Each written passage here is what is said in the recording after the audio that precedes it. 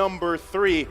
RRQ going to be on the blue side, Falcon on the red, looking for 2 priority picks that they can take after trading. We're almost through the first phase of these bans as well. Faramis, Kadita, Kaja taken out by RRQ. Falcon taking out the marksman, still focusing there, trying to limit the options here for Skylar. But I mean, it feels like Skylar's already shown that whatever he gets, yes, of course, you don't want to let the 1-1 or the carry out, but at the same time, RQ is used to them banning that, and Skylar has shown that he can play the Beatrix, he can even play the Melissa well. Right now, it's Zipex who's having trouble in the gold lane, and on match point, was this the right choice, Arashi? Well, I think only time will tell, but for RRQ, they understand the requirement to have a secondary DPS just in case Falcon goes for those beefier frontline composition, because you see that they banned now 2 very strong marksmen, and of course this Grok ban though seems to be quite interesting. Has just been so annoying with the counter engage, so tanky on that Grok with the crowd control immunity that Falcons finally said that is the main problem, enough is enough. Well, I think so, right? You take out the Grok, targeting Vin here. They might lock in. Maybe they decide to take the Joy for Falcon. You know, if they really want to park that in the XP lane, there's still glue available too, which we saw here on screen. And it looks like, yeah, it's going to be glue locked in plus the Valentina. I like it. I mean, I do like it, and I think, yes, Vin was a major problem on that Grok, and as we creep into Game 3, you have to get a bit more open in these bans, in these drafts. You need to maybe start targeting a bit more. Make Vin come at a different angle with a different hero, and maybe that'll be the kink in the armor. Now, Justin, once again, on this Valentina, he only lost his first game on that in Game 1. We still know he can be very good for it, but hold on, because with that Grok being banned, you let the Joy through. That is I don't know if I can say unfortunate situation for Falcon. They planned it, but yeah, I guess they have calculated the risk. We'll have to see if the math checks out. But with the Joy, with the Fredrin, again, so flexible coming in from RRQ, and yet so strong. These heroes they have picked up, they can be considered prio picks as well as flags picks. So definitely not something Falcon want to go up against without preparation. But Naomi decides, okay, let's go with the Franco yet again. Given the right situations, it can still work out. They just have to, again, make sure that they understand there's a lot of DPS. There's going to be a very mobile hero in that Joy in the back line. What is the solution? Can they get enough stuns, enough burst damage, something to deter R7 just walking all over the back line? I'm wondering if this is almost too risky of a game to see Ken on the Fanny, right? Because I feel like, again, you have a Franco picked up, you've got Glue and Valentina. Valentina's going to be looking for the ultimates to take here and utilize well, but still, even if you land those hooks from Naomi, you need that follow-up damage because that's what they lacked previously, right? You need to be able to get that kill and finish someone off because they've, up to this point, the past 2 games, they've really struggled with that. And so this also is going to be a big portion for Zipex specifically. The portion of the game where he needs to get the advantage in lane, transition to mid to late game, and really just kind of pop off here. So you can already see too, right? They do take out the Harith from RRQ, decides to take out the Harith. They don't want to allow that to happen because, I mean, in most cases, if Harith can get early advantage, get those kills needed on the mystery shop, she's usually the one to just kind of, or he's usually the one to just pop off. But Melissa even banning out. So I'm wondering, with all these marksman bans coming out, what is Zipex going to play here? He's going to pick up the Beatrix here, I think, unless the side of RQ decides to ban it. I feel like there's the plan, right? We ban out all these marksmen. We pick up the Beatrix first here, possibly. That's my guess. And then what do you leave with Skylar? Yes, there is the Beatrix, and it's honestly a very clean draft because RQ almost worked against themselves, banning out that Harith, and Falcon called their bluff. I wonder if Falcon's plan is to use the Wesker as a deterrent for all this dive coming in from RRQ. But RRQ also saw that with the Hilda being banned out, with the Melissa being banned out, that usually means that they want to go for maybe an assassin, right? Someone that can get pushed away by the go-away and get really destroyed in the early game by a Hilda. But for RRQ, it's going to be a Kufra as well as a Claude. Skylar does play a very mean Claude, but we haven't seen Vin on the Kufra that often. The final pick for the side of Falcon will be that Martis though, and I think according to Trex's will, it might just be going to the jungle. Good. I like it. I like it. I'm happy. Good job, Falcon. I definitely like it. I think the thing they're going to need to be careful, though, is that Joy, right? R7. He's a monster, and maybe they need to use Naomi as more of a peel for him instead of an engage, and they need to keep it tight. Once again, in the last game, Zipex would go in alone. The rest of the team isn't even at the Lord Pit yet. They get a little too split up, but if they can stay together, then it doesn't matter if Joy comes in. I mean, not only that, but we saw this previously, right? Same pickups. The Joy and the Lunox complement, how they complement each other, especially when that Genius Wand is locked in here. The burst is almost too much to handle, so you've got to work around that. Falcon, they're going to be looking to get those hooks, get the numbers advantage into the fights, and really just allow this time, hopefully, for Zipex to shine on this Beatrix. But again, it's match point here for RRQ.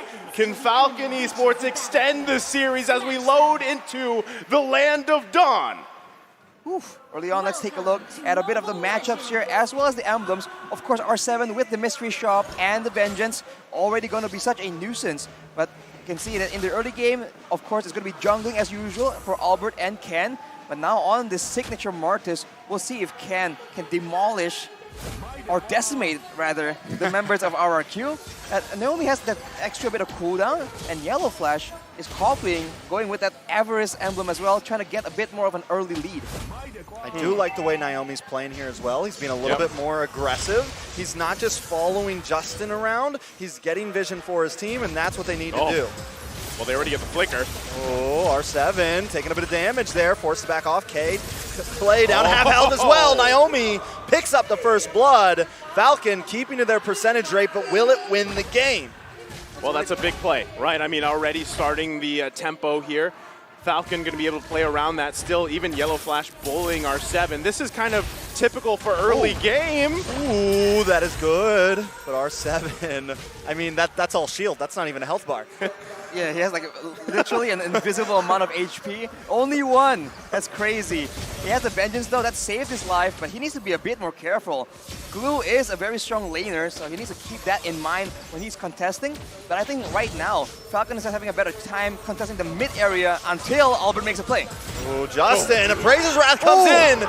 Justin gets away, and these are the clutch moments that may pull Falcon through this early phase. So they hold on to the lead here. I mean, that's twice now. Once for each team where someone got away with a sliver of health.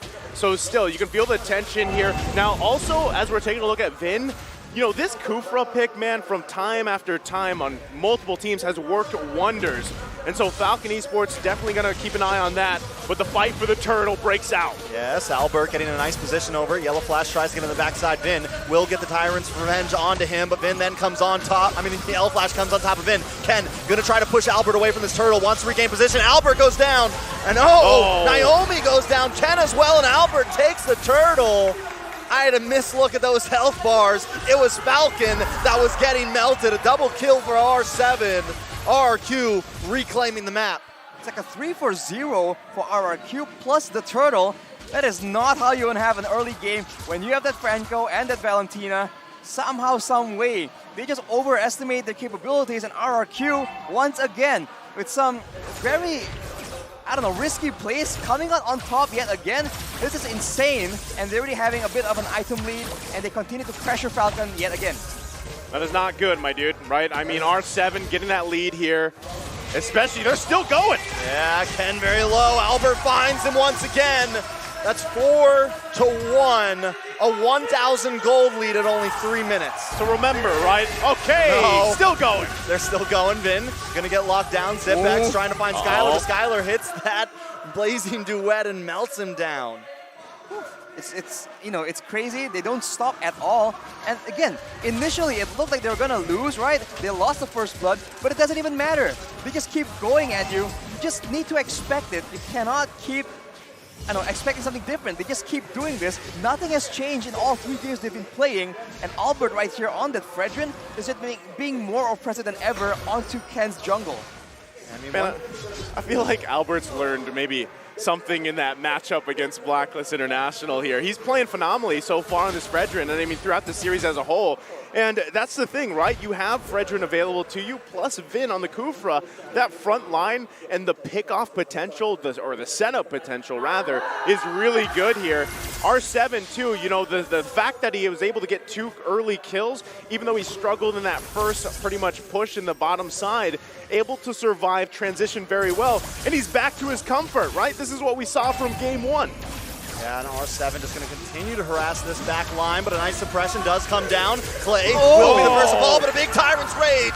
Yellow Flash and Ken now running for the hills as R7 locks on. The taunt comes on to Yellow Flash. He's going to land on top of In. Misses the dash. Going to have to jump off and get back to safety, but R7 and Albert do not want to let that happen. Naomi with a nice flicker hook brings Vin under and collects the kill, puts it in his pocket, and now Falcon going to try to make a move on to this turtle. Amidst all that chaos, Naomi finds a chance to go for the flicker iron combo, and now R7 alone against 4 people getting taken out, and RRQ are still going for the turtle though.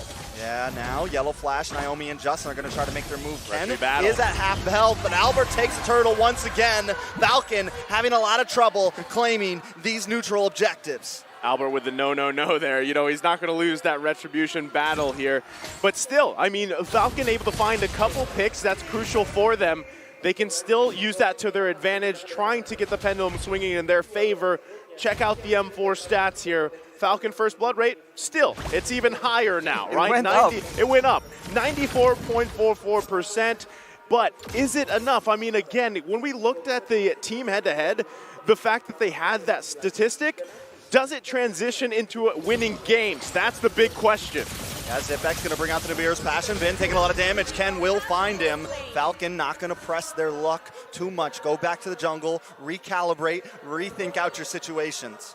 For RRQ, man, they have to slow down quite a bit. This time, if they just go in all the way, there's just a lot of punishing moments here coming in from Yellow Flash with the Slam Pass combo, Justin with the Terrify, as well as the Nibiru's Passion that we saw earlier, just decimating them, especially because ZipX has the first item power spike, and for Skylar on the Claude, he needs one more item to just reach that optimum Claude initial power spike, and that is usually at 7 to 8 minutes, so for now, Falcon still has a chance to try and push the tempo. Well, he's pushing the tempo there. R7 in the nest here, right? He go ahead, pretty much just leash that purple buff for Ken here. But now, I guess the big question is, where do they find their moments? If you're RRQ or even Falcon, it looks like it's going to be reliant on Vin again. Yeah, big stun onto the wall. Yellow Flash will get melted down. Skylar picking up his first kill in this game, putting him a little bit ahead of ZipX here. Can see the difference in, I don't know, the solutions? Because with the, Wow. Oh, wait, never mind. R7 getting deleted. Naomi misses the hook. I got a feeling it's going to be a disengage here. Back to you, Arashi. Well, once it's back to me, the fight breaks open yet again. Justin will be able to escape, fortunately. And RRQ goes for the turtle because, as I was mentioning, Clay on that Lunox can deal so much damage to the glue that Yellow Flash cannot be as oppressive as R7, but now the engage opens up again. Comes in, a lot of damage coming in. Vin getting melted low, but Naomi will be the first to fall. It's Yellow Flash on top of him, but they want to lock on to Justin. Justin using the Brilliant Assist to try to get away. Ken looking for something, trying to just escape, but Justin will fall. Skylar picks it up. That's a 2-for-1 trade. Wait a second, ZipX. Looking for Skylar. Doesn't use the dash. Yellow Flash does get the stun though. Vin with Tyrant's Rage knocks Yellow Flash up against the wall. Yellow Flash is a bulky boy. He should be able to walk away from this safely. Overall, the turtle does go to the side of RRQ once again, but it's still a 2-for-2 trade. It's a small victory, but again, you have to wonder who does it benefit? Who has a stronger late game when they keep trading kills like this, especially because R7, look at him. It's the same story from game number 1. He just keeps going in and out, and there's no real apparent solution coming in from Falcon. Take a look at the items right here. Ken on his signature Martis only has a Hunter Strike. That is not nearly enough to deal with all the potential damage coming in from the side of RRQ. As we were talking about earlier, the Golden Staff is computed for Skylar as well. So in those big team fights, they have to worry about Clay just nuking the tanks, or they can worry about Skylar just shredding everyone at the same time. So many problems for Falcon to deal with. A lot of problems here for them to deal with, but they are in a position, they have the tools they need to turn this back in their favor here. And it really just starts, again, allowing, you have ZipX picking up Malefic Roar. The damage is going to be there, so that follow-up from the Iron Hook, when it lands from Naomi, ZipX has to make sure he's there, meanwhile avoiding, especially Vin. You see him jumping around all over the map here. So at this point, 9 minutes in, Lord's going to be up here shortly. Falcon has to hold on the best they can, and it's going to come down to either that hook or Justin, but here comes Vin. Oh, Vin wastes a lot, getting shredded down. ZipX unable to find the kill though. Snipe shot does come out, does not land, but a hook does. Vin will go down finally. ZipX finds it, the conceal play comes out. Clay forced to use a brilliance just to get away here. Keep an eye on Albert coming to the backside. Suppression does land down, but Clay goes down as well. Albert now up against Yellow Flash. Justin holding the back. ZipX keeping his distance, trying to lock on. R7 dashing around like a maniac. Hits the ultimate. ZipX goes down with the 1-for-1. A beautiful trade. 3-for-1 currently on the map. Falcon finally winning out in a team fight, but Albert doesn't want to let it go down stale. Skylar also here. Albert will take the Lord pit, but he's going to back off. A nice win for Falcon. Everyone's so low from Falcon, but the only casualty is ZipX, and that is taken at the cost of R7's life. So for now, Falcon is still getting a bit of an advantage. If RRQ cannot deal with ZipX on that Beatrix, this can be quite a problem for them. Oh, Naomi does get Tyrant's Rage. A lot of damage on to Naomi. Doesn't land the hook, will be the first to fall. Now Yellow Flash and Justin and Ken need to think. Vin brought down to about 20%. Albert now on the front side. Yellow Flash on the run. ZipX with the snipe shot. Lands on a Skylar, but he's still not down. Vin very low. The rest of them come in. Ken takes the first objective of the past 2 games. Able to take it a big win there. But at what cost? 2 members down. RQ not letting up. Now with 2 members down, what can RRQ find in exchange for that? Because otherwise, that is still a very good situation for Falcon. They've equalized on the gold difference, and as we mentioned, ZipX is scaling further and further into the late game. And of course, RRQ can very easily dive towards him, using the Joy, using the Claude as well. But there's a lot more problems right now with the crowd control being used more efficiently. Falcon has adjusted, and they're going for Albert. Oh, nice suppression. Albert will get deleted there. R7 and Clay forced to back off. Falcon going to move down onto this mid-tier 3 tower. Will they keep going? On the boss side, Lord has connected to tier 2, but Skylar makes quick work of that. Falcon now going to move, take another tower away from RQ, and now the map is red, boys. They made a huge shift here in momentum just from that Lord take again. The work, and you saw earlier, I mean, even when they grabbed and secured that Lord, the celebration from Naomi, they knew that this would give them the lead they were looking for throughout the game. And again, you're seeing it, right? Naomi landing the hooks here, and the follow-up from ZipX is the damage is there, right? He's got, what, 3, almost 4 items on this Beatrix. So as they continue to siege down the base of RRQ, they're just waiting on those inhibitor turrets. It's going to come down to that next Lord. So RRQ's got to be very cautious on how they approach it. Vin does not want to overextend, especially if he puts him in a bad position, because that's something we see a lot of the times when Kufra is picked. Yes, the playmake potential is there, but you also are at risk of putting yourself in a bad position.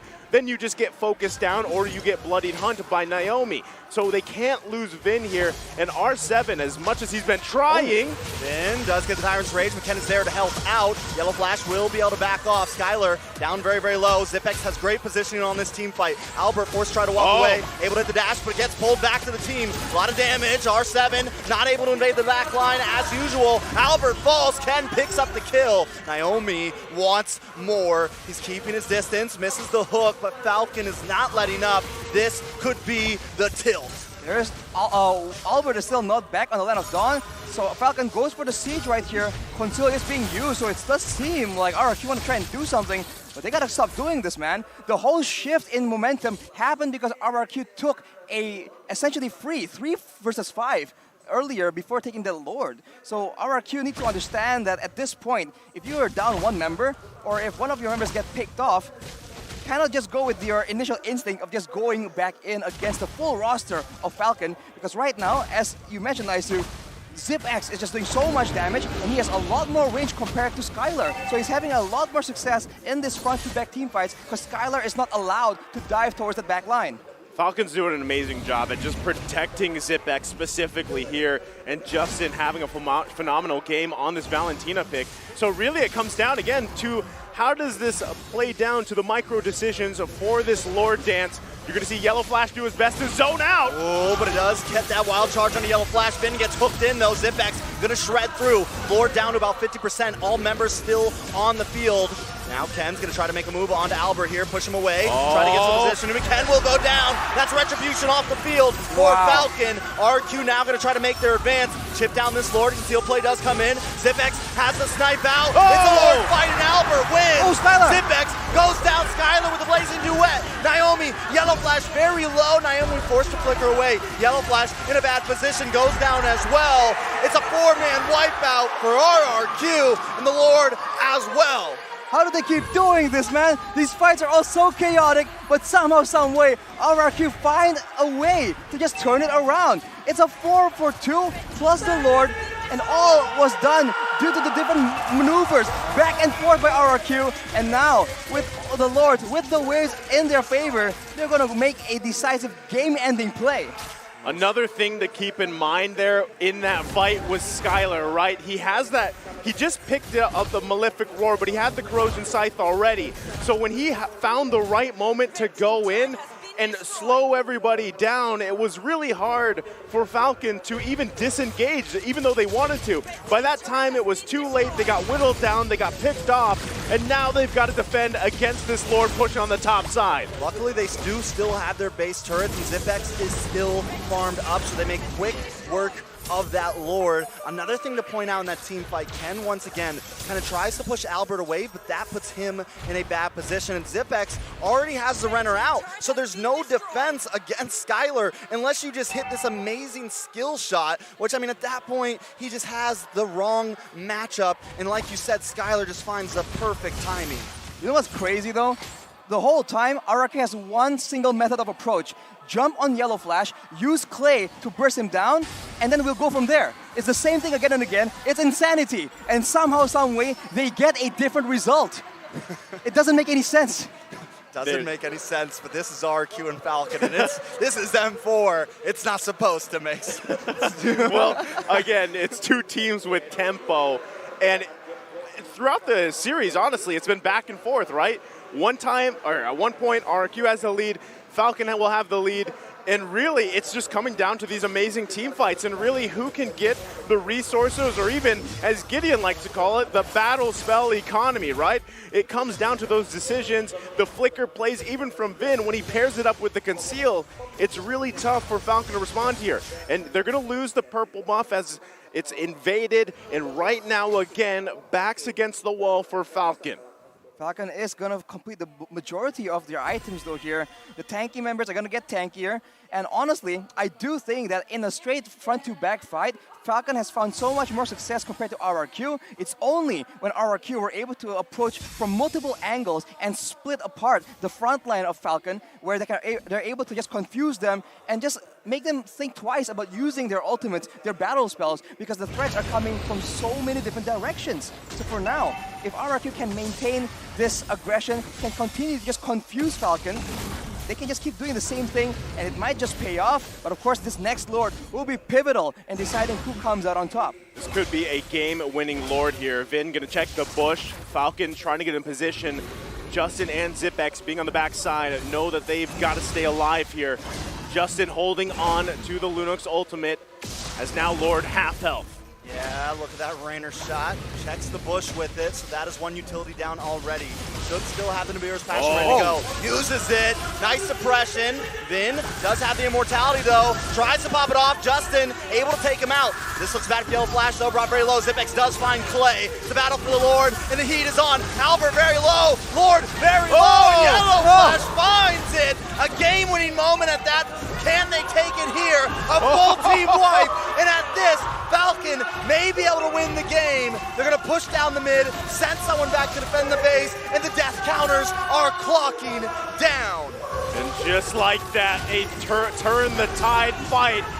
Falcon marching into the base. GG's, we're going to a game 4, ladies and gentlemen. I hope you're ready. Whew. Falcon, man.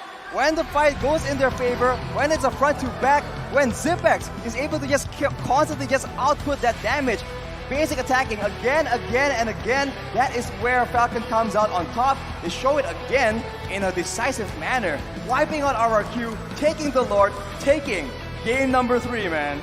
You know what? I love Mobile Legends. I do too. I freaking love Mobile Legends. I mean, I just want to go back to the turn, the tempo, the pendulum here. At one point,